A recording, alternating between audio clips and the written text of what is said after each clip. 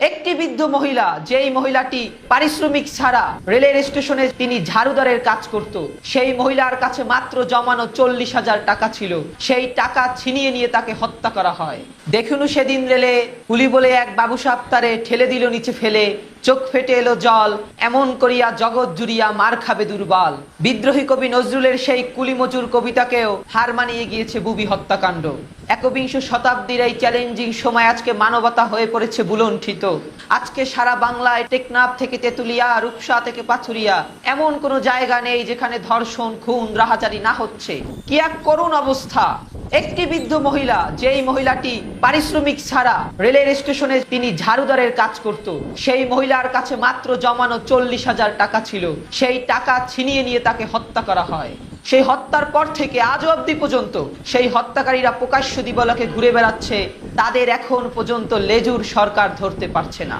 মানবতা আজকে কতটা অমানবিক হয়ে পড়েছে, মানবতা আজকে কতটা বুলণ্ঠিত হয়েছে, সব থেকে দুঃখের বিষয় এবং পরিতাপের বিষয়। আমরা চাই এই বুবি হত্যাকাণ্ডের সঠিক বিচার, এটি প্রত্যেকটা মানুষ চায়। কারণ একবিংশ শতাব্দীর এই চ্যালেঞ্জিং সময়ে যখন মানুষ অর্থনৈতিক, সামাজিক, রাজনৈতিক ভাবে বড় বড় কথা বলছে, বড় বড় বক্তব্য দিচ্ছে, তখন মানবতার কথা কেউ বলছে না। তখন মানবতা হয়ে পড়েছে ডাস্টবিনের ময়লা, তখন মানবতা হচ্ছে বুলণ্ঠিত।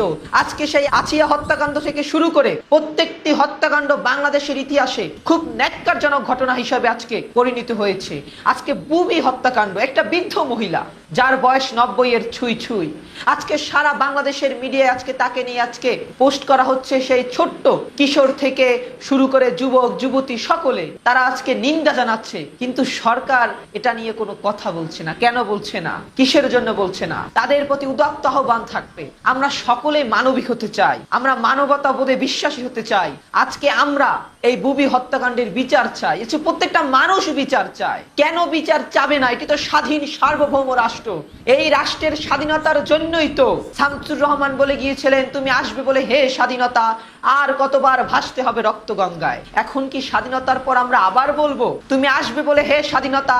বুবির মতো বৃদ্ধ মহিলারা আর কত নৃশংসভাবে তাদের জীবন উৎসর্গ করবে মানবতার জন্য, মানবতা প্রতিষ্ঠার জন্য। দুঃখিত বাংলাদেশ, মর্মান্তিক বাংলাদেশ, কষ্টে জর্জরিত বাংলাদেশ। আজকে বাংলা মায়ের সেই নির্ভীত কোণে বাঙালি নারীরা হচ্ছে নির্যাতিত, নিপীড়িত। আজকে বাংলা মায়ের সেই বঙ্গের সেই মুখ হয়ে গিয়েছে আজকে মলিন। আজকে টেকনাফ থেকে তেতুলিয়া, রূপসা থেকে পাথুরিয়া 1,47,570 বর্গ কিলোমিটারের এমন কোনো জায়গা নেই যেখানে আমাদের মায়েরা বোনেরা নীরবে অশ্রুপাত না করছে, যেখানে যুবক ভাইয়েরা নিজেদের বুকে চাপড়িয়ে চাপড়িয়ে বলছে কিসের পুরুষত্ব আমরা পেলাম, যেখানে আমাদের সেই মা সমাজের, সেই নারী সমাজের সেই মায়েরা বোনেদের সম্মান, মান, ইজ্জত, জীবন হচ্ছে বুলণ্ঠিত। হায় রে বাংলাদেশ, হায় রে বাংলা শেষ।